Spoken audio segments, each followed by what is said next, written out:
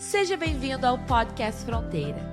A mensagem que você vai ouvir foi pregada na nossa igreja na Barra da Tijuca, no Rio de Janeiro. Nossa oração é para que você seja abençoado por essa palavra. Testemunhas, uma grande nuvem de testemunhas, uma grande nuvem de pessoas a quem nós olhamos e que testemunharam da fé e testemunham da fé até hoje para as nossas vidas. E hoje eu vou falar da fé incondicional, a fé que persiste no meio da tribulação, a fé que resiste mesmo às condições mais difíceis que a gente possa enfrentar. É muito interessante que o capítulo 11 de Hebreus é conhecido como o capítulo da galeria dos heróis da fé. Quando a gente lê o capítulo 11, ele começa dizendo o que é fé, o firme fundamento das coisas que se esperam, a prova das coisas que não se veem, e vai falando sobre homens e mulheres que para nós são heróis da fé. A partir do versículo 32 do capítulo 11, o autor da carta diz assim: que mais direi? Não tenho tempo para falar de Gideão, Baraque, Sansão, Jefité, Davi, Samuel e os profetas, os quais pela fé conquistaram reinos, praticaram a justiça, alcançaram o cumprimento de promessas, fecharam a boca de leões, apagaram o poder do fogo, escaparam do fio da espada. Da fraqueza tiraram força, tornaram-se poderosos na batalha e puseram em fuga exércitos estrangeiros. Houve mulheres que pela ressurreição tiveram de volta os seus mortos. Alguns foram torturados e recusaram ser libertados para poderem alcançar uma ressurreição superior. Outros enfrentaram zombaria e açoites. Outros ainda foram acorrentados e colocados na prisão, apedrejados, cerrados ao meio, postos à prova, mortos ao fio da espada. Andaram errantes, vestidos de pele de ovelhas e de cabras, necessitados, afligidos e maltratados. O mundo não era digno deles. Vagaram pelos desertos e montes, pelas cavernas e grutas. Eu acho lindo esse texto. Amo a poesia desse texto, mas ele é tão sério. Você imaginar uma pessoa cerrada ao meio por amor ao evangelho? Açoites, prisões, apedrejamentos, morte. Isso já aconteceu com tantos e continua acontecendo até hoje. É lindo quando a gente lê. É tão bonito da gente falar. É tão emocionante, mas ao mesmo tempo é tão sério. Andar errantes, afligidos, maltratados. Mas é lindo que mesmo aqueles que morreram já alcançaram a vitória, porque já estão com Deus. E muitos desses que foram afligidos, que ficaram presos, que passaram por situações difíceis, foram honrados e abençoados por Deus. A verdade é que, ao longo da nossa vida e da nossa história, todos nós enfrentamos momentos difíceis, momentos complexos, em que a nossa fé, ela não pode estar e não deve estar. E mesmo se estivesse, o médico já disse não tem chance. O advogado já disse não tem jeito. O mercado está dizendo não tem como. E aí a gente ou tem uma fé incondicional, que não está relacionada às circunstâncias, ou muita gente acaba perdendo a fé. Sai da caminhada, perde a salvação e pior, além de perder a fé, ainda perde a salvação. Quantos homens e mulheres nós já não estudamos aqui? Abel, Noé, Abraão, Jacó, José, Moisés, Josué, Raabe, Davi. Mas hoje eu quero falar sobre 4 homens. Na realidade, 4 amigos. Eu quero pegar o trecho quando diz que fecharam a boca dos leões. Você lembra de quem? Daniel. Apagaram o poder do fogo, e o fogo não teve poder sobre eles. Você lembra de quem? Sadraque, Mesaque e Abednego. 4 amigos, 4 jovens de família real, de nobreza. E a história deles para a gente começa no ano 605, no livro de Daniel. Daniel, de quem nós estamos falando, foi o autor do livro de Daniel. Daniel começa a relatar, e essa história começa, quando começa o relato dessa história, começa no ano 605 a.C. Todos eles, junto com vários outros jovens. A Bíblia diz que eles foram levados na primeira leva de cativos do reino de Judá para o reino da Babilônia, para o Império Babilônico. Então, eram 4 jovens, Daniel e os seus amigos. Eles tinham cerca entre 16 e 18 anos. Eram de família real.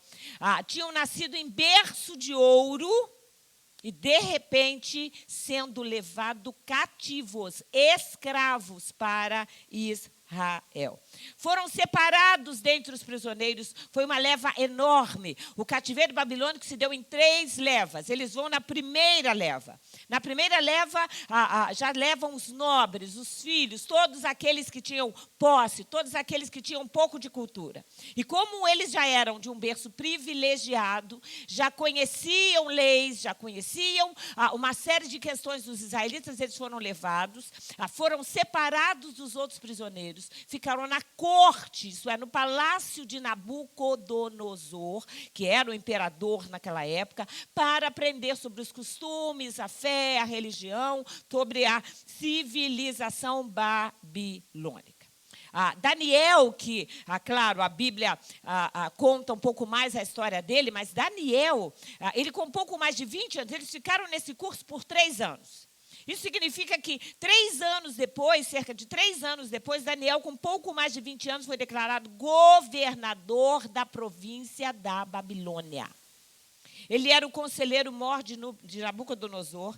Durante o período, porque na terceira leva, depois da terceira leva, se destrói Jerusalém. Então, Daniel, que era um dos judeus que estavam ali, que foram levados como escravo, ele tinha tanta capacidade, tanta inteligência, que foi colocado como governador da província da Babilônia. E ele acompanhou todas as levas de escravos que chegavam à Babilônia. Ele acompanhou o período do exílio, a destruição de Jerusalém, todo o exílio até a Babilônia.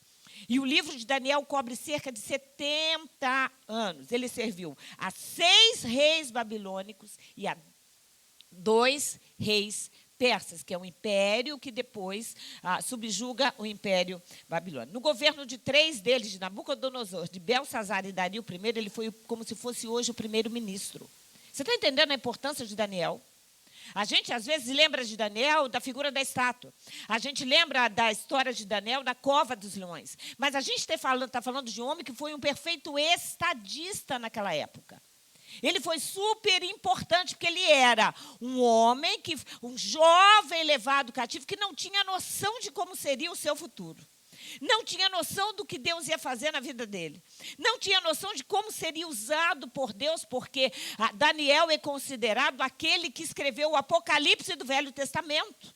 Tantas visões, Deus mostrou para Daniel os impérios do mundo, todo desenrolar da história até o juízo final. É muito lindo a gente ver como Daniel, que era culto, inteligente, preparado, era um homem extremamente fiel a Deus. Ele ocupou essa função durante vários anos. Ele foi contemporâneo de Jeremias, que fica em Jerusalém, de Abacuque, Ezequiel, Ageu, Obadias, Zacarias, mas sem dúvida alguma, a maioria de nós todos, inclusive das crianças, conhecem Daniel por conta da história dos leões. Mas quando ele foi para a cova, ele já tinha passado dos 60 anos. Ele não era novinho, não. Ele já estava aí com uma idade bastante avançada.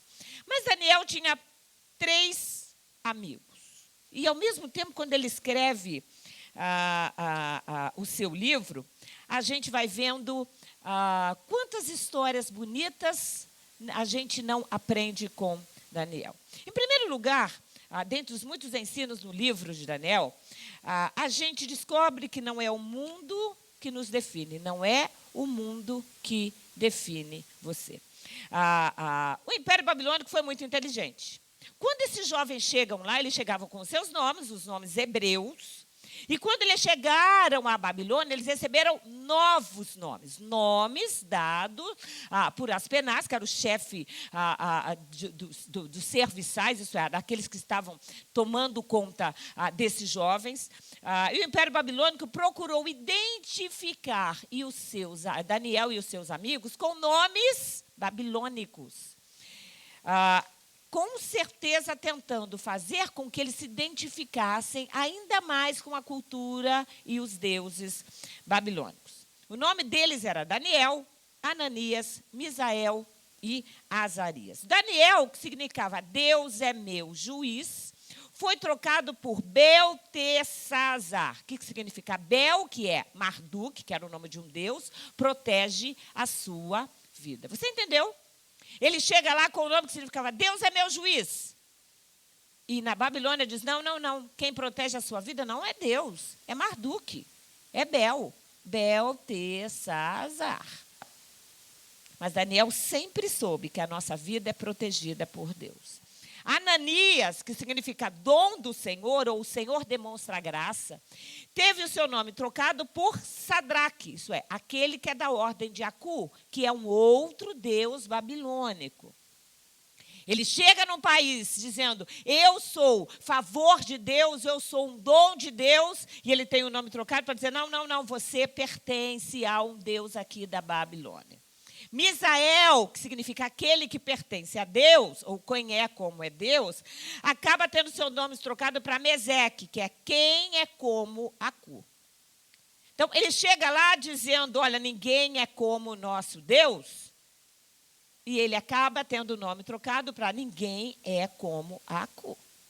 Aí a gente tem Azarias, que significa o Senhor Jeová ajuda, que tem o seu nome trocado por Abidnego, que significa servo de Nebo ou de Nego, que era um outro deus da Babilônia. Isso mostra para mim algumas coisas. É muito interessante porque o livro se chama Daniel. Daniel, você vê que mantém o seu nome hebreu. Como ele escreve o livro, todas as vezes que ele cita, ele mesmo ele coloca Daniel. O primeiro capítulo, quando ele está redigindo sobre a vida dele e dos seus amigos, você vê que ele coloca que é Ananias, Misael e Azarias. No capítulo 3, quando fala da estátua que Nabucodonosor constrói, aí como é o relato dos homens, aí a gente encontra Mesaque, Sadraque e Abidnego. É muito lindo porque Daniel se negou, ao longo de todo o livro, você não vê o nome dele como Beltesazar.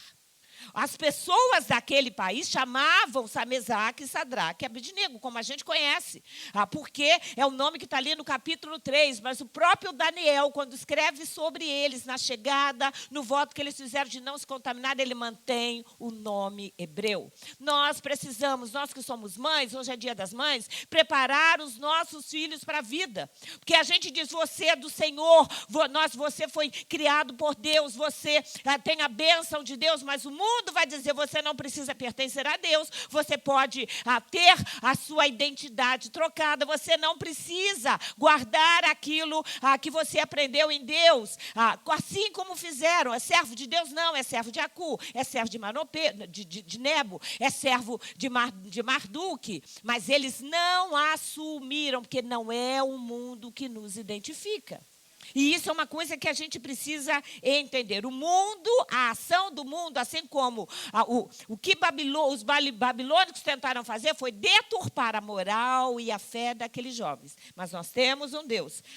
E vamos deixar que esse Deus nos adjetive. Deixe Deus adjetivar e definir você. Amém? Uma outra coisa interessante é a capacidade que a gente precisa ter de avaliar os nossos privilégios. Avalie seus privilégios. Daniel 1,3 diz assim, então o rei ordenou que Aspenaz, o chefe dos oficiais da sua corte, trouxesse alguns israelitas da família real e da nobreza, jovens sem defeito físico, de boa aparência, cultos, inteligentes, que dominassem os vários campos do conhecimento e fossem capacitados para servir no palácio real. Ele devia ensinar-lhes a língua e a literatura dos babilônicos. Eles estavam ali como escravos. Eles foram levados cativos. Mas é muito interessante que aqui a Bíblia faz questão de elencar quais eram as características deles. Família real, jovens sem defeito físico, de boa aparência, significaram bonitos, cultos, inteligentes, dominavam vários aspectos da ciência. E esses jovens chegaram ali. Uma coisa interessante é que mas você pode pensar assim, mas eles estavam ali, mas como escravos. Sim, mas eles sabiam que já eram privilegiados. Quantas vezes a gente não olha o negativo, o que é ruim, e a gente deixa de agradecer pelos privilégios que a gente já tem? Quantas vezes a gente olha para a dificuldade e a gente deixa de perceber quantas coisas a gente tem para agradecer a Deus? Você pode agradecer a Deus pela sua salvação. Quem pode agradecer pela sua salvação, levante a mão. Quem pode agradecer pela sua família, levante a mão. Pela saúde que Deus tem dado, pela carreira profissional, pelos amigos, pela inteligência, pela sabedoria, pelo fato do nosso nome estar escrito no livro da vida. Pelo fato de Deus dizer para a gente, olha, não importa o que o mundo diga, eu tenho para vocês esperança e futuro. Esperança e futuro. Há esperança para a nossa vida. Há futuro para a nossa vida.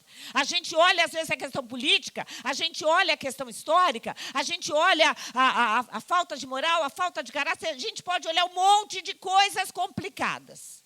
Às vezes não dá vontade nem mesmo de abrir um Facebook, de ver notícia nenhuma. Nenhuma. Mas não, eu sempre digo, não importa para onde as coisas estejam indo. Não importa onde os países ou para onde eles estejam andando. Há esperança e futuro para o povo de Deus. A promessa para nós. Nós sabemos para onde vamos. Nós sabemos em quem nós cremos. Não importa o tamanho da dificuldade, a gente sabe que Deus não vai nos desamparar. Há situações em que a gente chora, há situações em que a gente se entristece, mas a gente tem um Deus que é fiel nas suas promessas. Eu fico imaginando esses meninos criados diante de Deus, de família sacerdotal, real, tristes, amargurados, sofrendo longe do pai, da mãe, sem saber de nada, no meio de um império, cercado por pessoas e costumes e hábitos completamente diferentes, 16, 17, 18, 19 anos. Eles não sabiam o que seria da vida deles. Como há muitas fases da nossa vida que a gente olha e fala, Senhor, e agora? O que vai ser? Como é que vai ser o desenrolar da minha vida? Para onde as coisas vão seguir? Esses dias eu e o Álvaro estávamos caminhando e a gente estava lembrando no período do nosso namoro, e aquele período em que eu fui para os Estados Unidos e a gente namorando, e nós dois conversando, como é que vai ser? Você vai embora? Você vai para os Estados Unidos? Eu vou ficar aqui? Quando é que a gente casa? Como é que vai ser?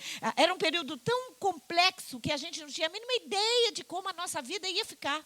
Só sabia que ia embora para morar nos Estados Unidos com a minha família.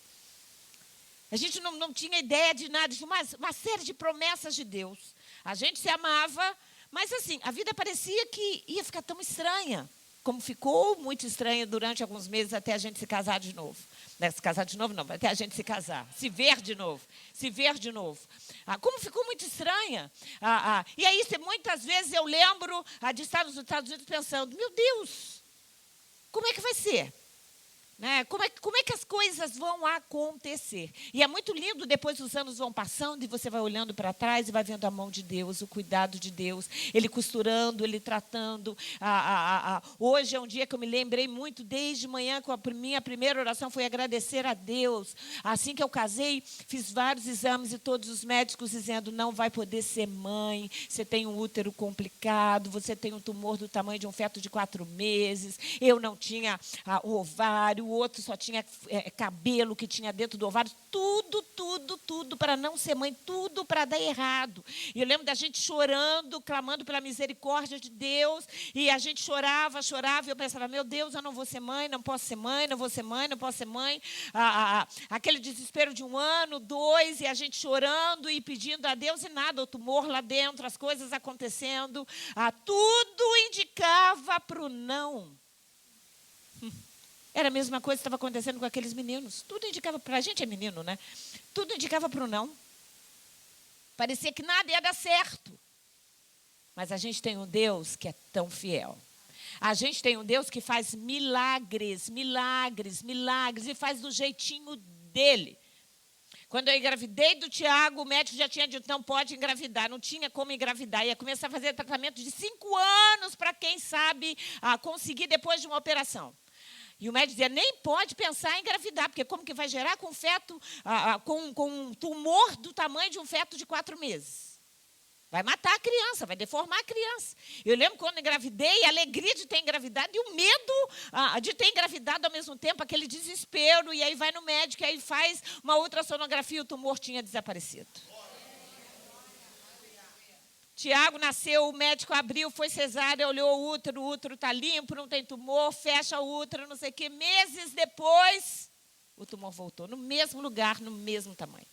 E eu lembro que, na época, eu falava para o mas como é que pode? Né? Deus já te deu, por que? Volta. Tem coisas que a gente não entende. 6 anos depois, já tinha marcado a operação, médico dizendo, vai ter que operar, tem que tirar do ia sangrava, era bem complicado. Quando 2 semanas antes da data da operação marcada, Deus disse para mim, não opera, que ainda vem uma menina. Entre 2 anos depois que o Tiago nasceu e a Pâmela chegar, foram mais 4 anos esperando, com o médico dizendo, você é maluca, você não pode, você tem um tumor aí dentro, só está complicando, está sangrando cada vez mais. E a gente crendo na promessa de Deus, crendo na promessa de Deus, esperando na promessa de Deus. E aí, com aquele ano, foi aquele ano da virada de ano, eu falei para o Álvaro, ou eu engravido esse ano, eu não aguento mais, é muita dor, é muito sangramento, não vai dar certo, não vai dar certo. Foi o único ano que eu tomei a pílula, porque a gente fez uma viagem para a Europa, eu ia passar lá 8 meses e eu não queria ficar. Falei, não vou tomar a pílula para poder não sangrar muito. 3 meses. Eu não queria ficar lá muito, a viagem que durou 8 meses. Né? Eu fui 3 meses para um lado, depois 3 meses para o outro. Enfim. Aí eu voltei chorosa, porque já era final do ano, outubro, e não tinha engravidado. Não engravidei, virei aquele ano pensando que eu não tinha engravidado. Quando eu fui descobrir, eu já estava grávida de quase 5 meses da Pâmela. A gente tem um Deus que é maravilhoso. E aí, claro, quando eu descobri, o tumor já tinha sumido de novo, eu tive a Pâmela, a bênção de Deus. 2 anos depois, volta o tumor, aí eu operei, tirei útero, tirei tudo, porque também já não tinha mais... Por que eu conto isso? Porque há momentos na nossa vida em que a gente não sabe como vai ser. Daniel, Ananias, ou Mesaque, Sadraque, Abednego, não tinham a mínima ideia do que ia acontecer com eles. Nem das agruras que chegariam, nem das vitórias que teriam, muito menos que a gente estaria aqui anos depois falando sobre a vida deles. Mesmo em meio a problemas, a gente precisa avaliar o seguinte, eu tenho um Deus que não falha, um Deus que não mente, um Deus que é fiel. Por isso a nossa fé tem que ser inabalável, porque Deus tem propósito para a sua vida. Você pode dizer amém? Deus tem propósito para a sua vida. Você acha que Moisés, quando estava no meio do deserto, depois de estar expulso do palácio, saiu do palácio, 40 anos, depois 40 anos no meio do deserto, você acha mesmo que Moisés achava que a vida dele ainda teria algum propósito? Aos 80 anos de idade. Alguém podia imaginar, ele poderia imaginar que ele ia ser chamado para ser o grande libertador de Israel e que ia ver o que ele viu. Todas as pragas, o mar vermelho abrindo, ele viu a presença de Deus, ouviu o próprio Deus, viu Deus escrevendo com o seu dedo na pedra. Ali ele já estava com cerca quase 90, gente, que loucura, com 80 e poucos anos. Gideão, escondido lá, fugindo, malhando, completamente malhando o trigo no local de uva. Ele trabalhava com trigo para não chamar a atenção, não tinha a mínima noção que seria chamado por Deus. Davi, imagina Davi no campo, com as ovelhas cantando, escrevendo, compondo. E na casa dele, Samuel lá chamando um, chamando o outro, atentando para a aparência dos irmãos mais velhos, que eram bonitos, que eram altos, que eram fortes. E Deus dizia, não é esse, não é esse, não é esse, não é esse. A ponto de Samuel ter que perguntar para o pai, você não tem mais nenhum outro filho? Ele diz assim, tem o Davizinho. Tem o mais novo que está lá no campo. Aí vem o Davizinho. E é o Davi que é ungido rei. E até hoje é o rei mais falado e mais conhecido. Paulo, perseguindo a igreja, correndo atrás e mandando matar e mandando prender e aquela coisa toda com cartas de tudo que é governador, perseguindo a igreja, perseguindo a igreja, perseguindo a igreja. E aí, literalmente, aquela luz o segue e ele cai do cavalo. 3 dias cego, escondido, apavorado, sem entender nada. Imagina você, de uma hora para outra, ficar 3 dias sem enxergar nada, completamente cego, sem entender. Ele só tinha ouvido, Paulo, por que você me persegue?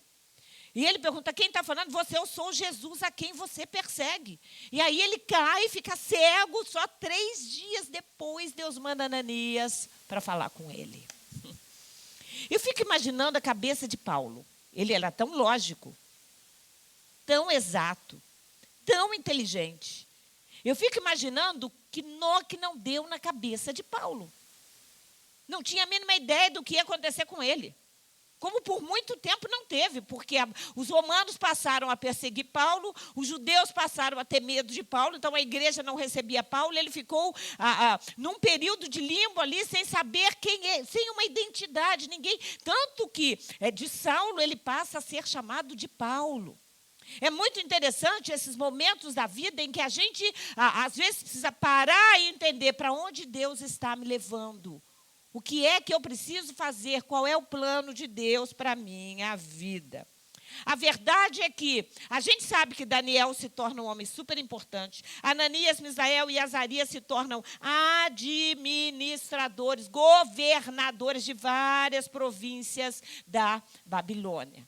Chegaram lá, escravos, saíram e viveram a vida lá honrados por Deus. Porque o Salmo 139, 17 diz que os pensamentos de Deus são maravilhosos demais a nosso respeito. São lindos. Então, não pensa só com a sua mente. Pense com a mente de Cristo. O que Deus tem para você, o que Deus tem para os seus filhos, o que Deus tem para o seu casamento, o que Deus tem para o seu futuro, o que Deus tem para a sua vida, se você se coloca diante de Deus, os pensamentos dele a seu respeito, a respeito da sua família, a respeito dos seus filhos, a respeito da sua empresa, a respeito do seu futuro, são grandes demais, de forma que a gente não pode contar. Você crê nisso? Pode dizer amém? Mas a gente precisa avaliar muito bem as propostas que chegam à nossa vida.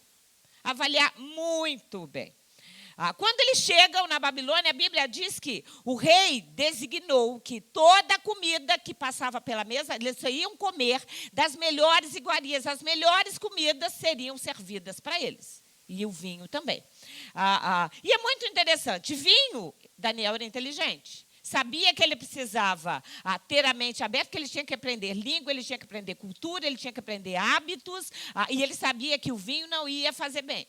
Ao mesmo tempo, a comida passava primeiro pela mesa do rei, significa que tudo que passava pela mesa do rei era oferecido a ídolos. Ele diz, não, eu não quero. Porque comer aquela comida era a mesma coisa que oferecer homenagem aos deuses da Babilônia. E ele não queria trair o seu Deus. Hoje nós vivemos em dias em que muitas comidas e manjares estão sendo oferecidos. Era o melhor. Não pense vocês que era uma comida ruim, não. Era a melhor comida, era a comida que era servida no banquete real. Era o melhor, a melhor carne, o melhor assado, a melhor verdura, o melhor legume, tudo era do melhor. E até hoje algumas coisas não são oferecidas. E as pessoas estão completamente confusas com relação a isso. Hoje em dia, ateísmo, prostituição, casamento aberto, desconstrução da família, uma série de coisas estão sendo oferecidas para a gente, diz assim, isso aqui é politicamente correto, isso aqui agora é permitido, isso aqui agora você pode, isso aqui é legal. Era a mesma coisa naquela época. Abre mão do seu Deus, venha, participe do banquete, do vinho, da festa, do tumulto. Ele era jovem, todos eles eram jovens. Podiam ter pensado, bom, a gente aparentemente saiu lá do reino de Judá, estamos num império muito mais rico, muito mais poderoso, com uma série de coisas tão mais gostosas para a gente experimentar. Mas eles dizem, não, eu não quero me contaminar. Decida não se contaminar. Decida. É uma decisão. Daniel diz assim, 1:8. Daniel, contudo, decidiu não se tornar impuro com a comida e com o vinho do rei.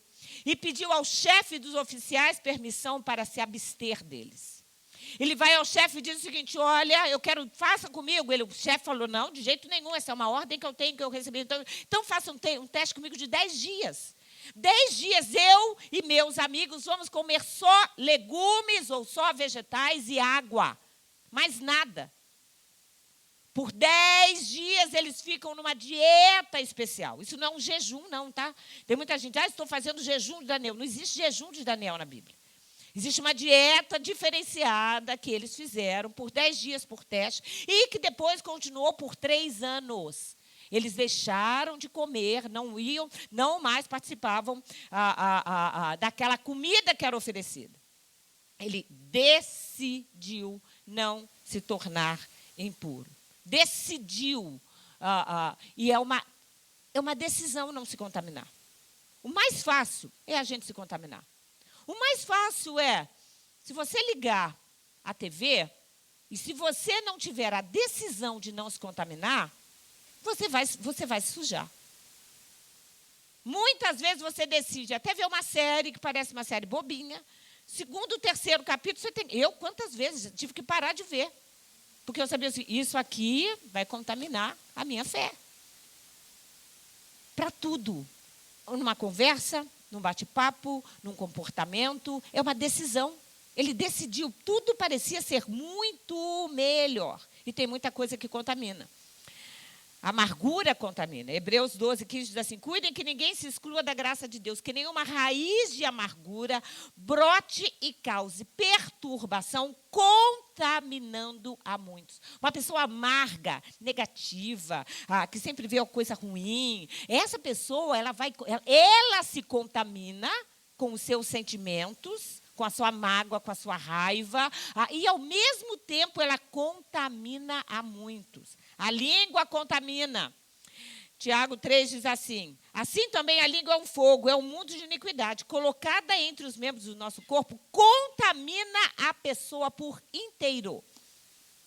A fala maliciosa, a fala errada, a fala colocada fora de ordem, a fala com raiva, a fala caluniosa, contamina a pessoa por inteiro, incendeia todo o curso da sua vida, sendo ela mesma incendiada pelo inferno.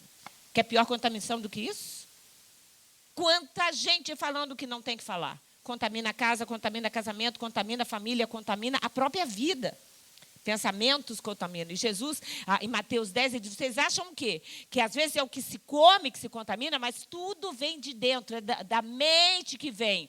A prostituição é da mente que vem. Os maus pensamentos, os homicídios, os adultérios, as imoralidades sexuais, os roubos, os falsos testemunhos, as calúnias, tudo isso torna o homem impuro. Quando a gente olha para a história de Daniel, ali a questão era fé, porque era uma comida consagrada a ídolos, e alimentação. Mas há muito mais coisas que contaminam a nossa vida e que a gente precisa limpar. Por isso que é muito lindo quando a gente lê João 15:3, que Jesus diz assim, vós já estás limpos pela palavra que eu vos tenho falado. A palavra de Deus limpa.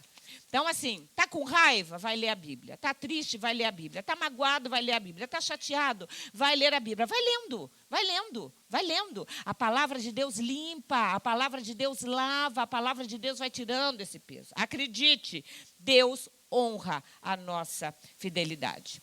Daniel 1 diz assim, passados 10 dias, eles pareciam mais saudáveis e fortes do que todos os outros jovens. Todos os outros jovens. Assim o encarregado tirou a comida, o vinho e tudo que havia designado para eles. A esses 4 jovens, Deus deu sabedoria e inteligência. Lá em Daniel 1:20, a Bíblia diz assim, o rei, porque depois desse período de 3 anos, eles foram à presença do rei. Quando eles chegam, o rei lhes fez perguntas sobre todos os assuntos nos quais se exigia sabedoria e conhecimento e descobriu que eles eram 10 vezes mais sábios do que todos os magos encantadores que haviam na Babilônia. Isso é, eles eram 10 vezes mais sábios do que todos os sábios que havia na Babilônia. Quantos dias eles fizeram o teste? Quantos dias eles fizeram o teste? 10 dias. E Deus deu para eles a bênção de serem 10 vezes mais sábios do que todos os sábios, os mais cultos, os mais inteligentes que haviam na Babilônia. A gente tem um Deus que é lindo. Deus honra a nossa fidelidade a Ele. Quando um jovem, quando um casal, quando uma família, quando uma mãe assume, eu vou ficar na presença, não vou me contaminar, vou guardar a minha casa, vou abençoar a minha família, vou abençoar o meu casamento, vou guardar a minha língua, vou limpar o meu pensamento, vou limpar o meu coração, vou ter uma vida reta. Deus honra a nossa vida, honra os nossos filhos, honra a nossa família, honra a nossa profissão. Deus honrou Daniel, Deus honrou Mesaque, Sadraque e Abednego. Lá em Daniel, no capítulo 3, vocês conhecem essa história. O rei Nabucodonosor faz uma estátua enorme, aí é o próprio Daniel contando a história. Faz uma estátua enorme, uma imagem de ouro de 27 metros de altura. Isso aqui tem aproximadamente 4 metros de altura. Era 27 metros de altura. Imagina o tamanho dessa estátua de ouro. E aí, quando se tocava cítaras e quando se tocava trombetas, todo mundo tinha que se ajoelhar perante a estátua. E claro, aí entra a história de Mesaque, Sadraque e Abednego. Porque eles não se dobraram. E claro, foram apontados e denunciados pelos outros governadores. Olha, aqueles judeus que estão governando, eles não se dobraram. Mas olha que é lindo. Eles não negociaram a sua fé. Não negocie a sua fé. Não negocie a sua fé. Daniel 3 diz assim, furioso, Nabucodonosor mandou chamar Mesaque, Sadraque e Abednego. Eles foram conduzidos à presença do rei. E Nabucodonosor, é verdade, Sadraque, Mesaque e Abednego, que vocês prestam cultos aos meus deuses, nem adoram a imagem de ouro, que era dele mesmo, que eu mandei erguer? A imagem era do próprio Nabucodonosor. Agora, porém, quando vocês ouvirem o som da trombeta, do pífaro, da cítara, da harpa, do saltério, da flauta dupla, de toda espécie de música, imagine o que não era isso. Se vocês se dispuserem a prostrar-se em terra e adorar a imagem que eu fiz, será melhor para vocês. Se vocês se dispuserem a negar o Deus de vocês, a adorar, vai ser melhor para vocês. Quantas vezes a gente não ouve isso? É bem melhor para você entrar aqui nesse esquema. É bem melhor para você, assim, não dizer que é crente. É bem melhor para você, não tem problema nenhum, experimenta só um pouquinho. É um pecadinho, é uma coisa pequena. Não tem problema, deixa de ir à igreja, não tem problema. Vai ser bem melhor para você, não vai criar tanto atrito. É bem melhor para você. E a verdade é que eles não se dobraram. Eles respondem assim, Nabucodonosor, não precisamos nos defender diante de você. Está dizendo, você está dando para a gente uma opção, mas eu vou dizer para você que eu não quero essa opção.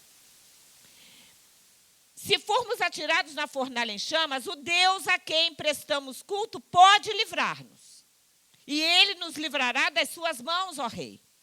Mas, se ele não nos livrar, saiba, ó rei, que não prestaremos cultos aos seus deuses, nem adoraremos a imagem de ouro que você mandou erguer. Que coragem desses homens. O rei diz, olha, se vocês já sabem, será melhor para vocês se dobrarem. E se vocês não se dobrarem, vocês vão para a fornalha. Eles disseram, a gente não vai nem se defender. A gente não vai nem arrumar uma desculpa. Sabe, tem muito crente que arruma desculpa. Não, assim, você é crente? Não, assim, de vez em quando eu vou à igreja. Não, tem que dizer, eu sou crente. Se a gente se envergonha diante dos homens, Deus também não vai honrar o nosso nome que está escrito no livro da vida. A gente precisa entender isso. Aqueles homens, mesmo sabendo que o próprio rei falou, é melhor para vocês não vão para a fornalha. Ele disse, não, a gente não vai nem arrumar uma desculpa.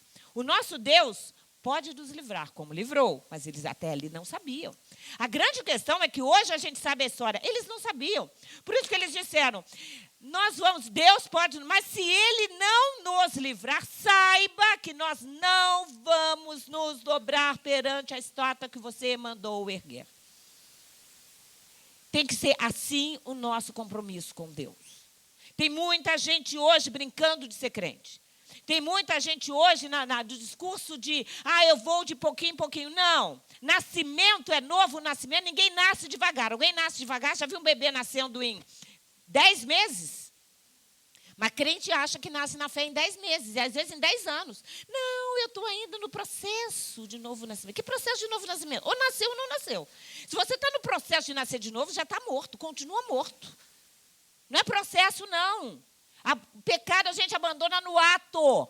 Pecado tem que ser abandonado. O que a gente pode ir melhorando é o nosso conhecimento com Deus, é aprofundando a nossa fé, é conhecendo e entendendo que até Jesus voltar, a gente vai ali todo dia caminhando, mas eu estou no processo de deixar o pecado. Está no processo de deixar o palavrão? Está no processo de deixar de se embebedar? Está no processo de deixar o adultério? Não existe. Eu estou no processo de deixar... Não existe isso. É assim, eu vou decidir não fazer. Não importam as consequências. Deixar o pecado não é um processo.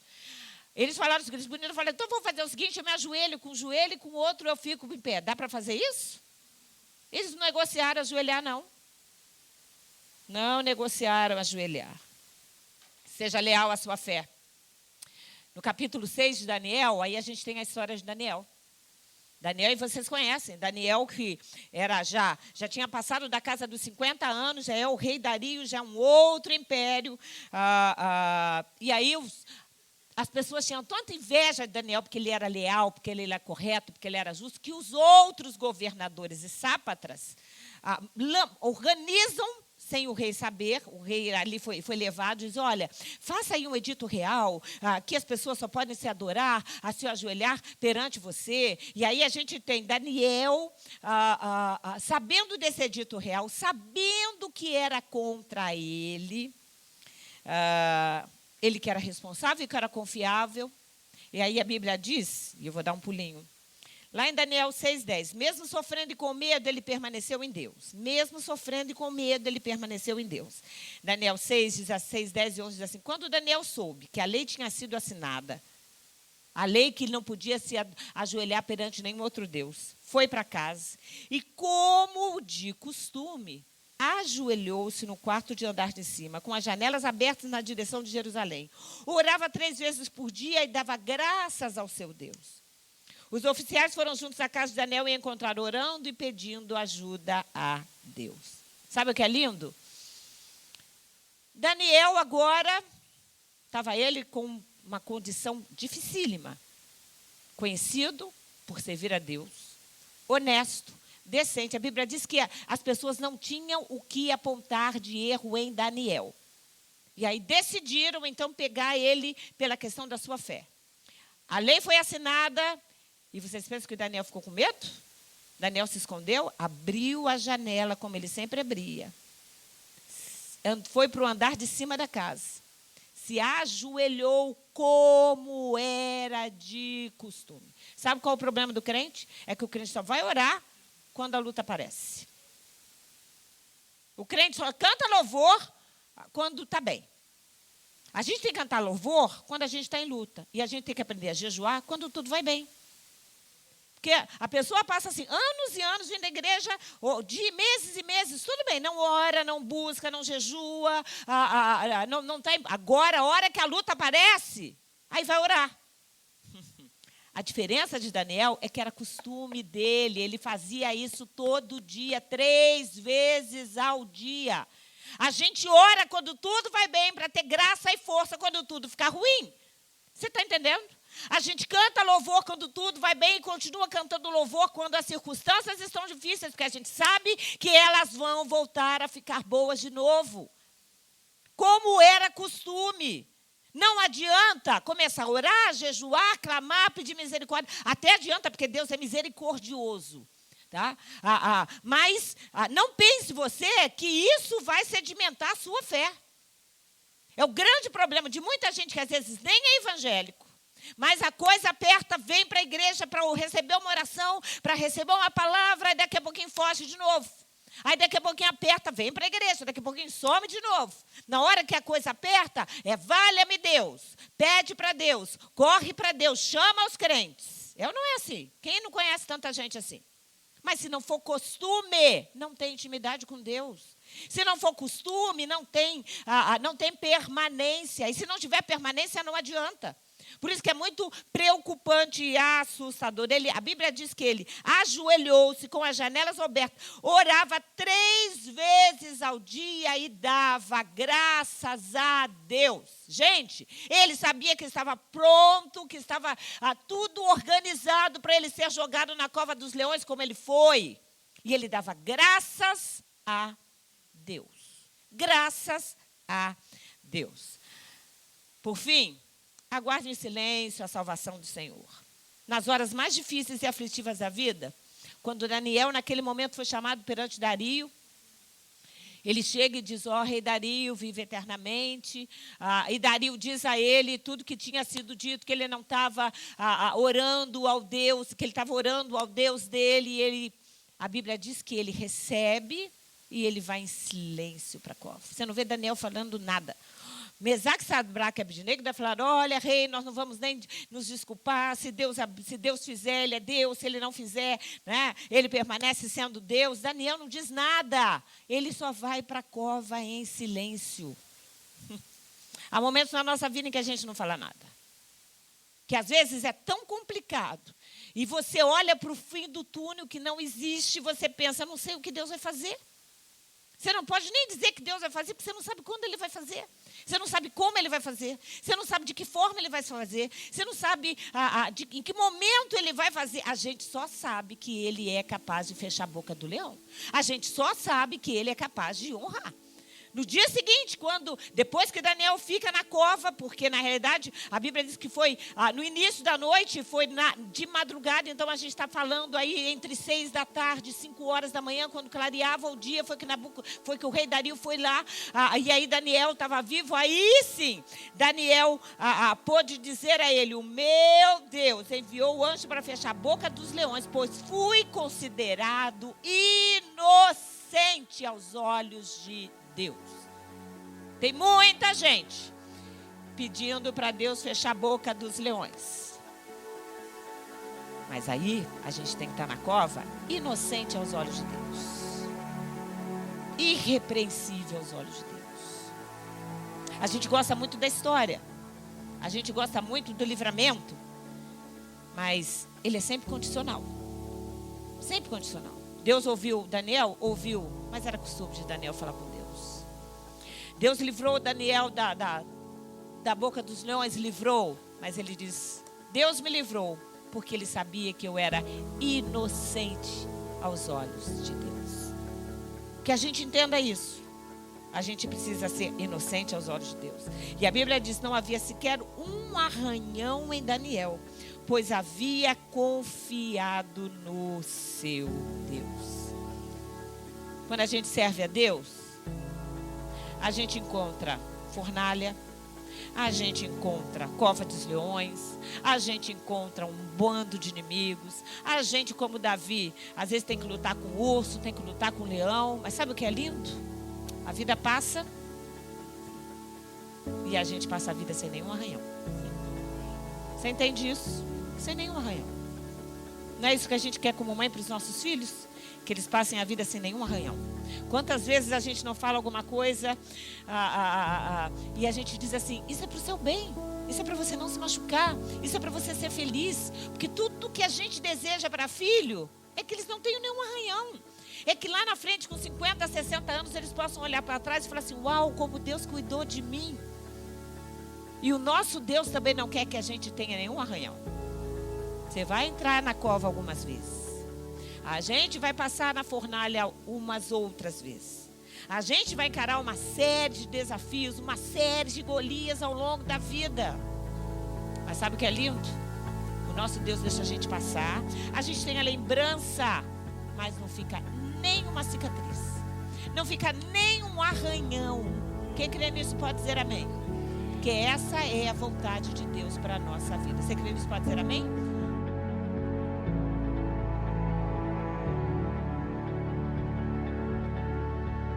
Se quiser saber mais sobre nós, visite nosso site fronteira.church ou baixe nosso app Fronteira. Que Deus te abençoe.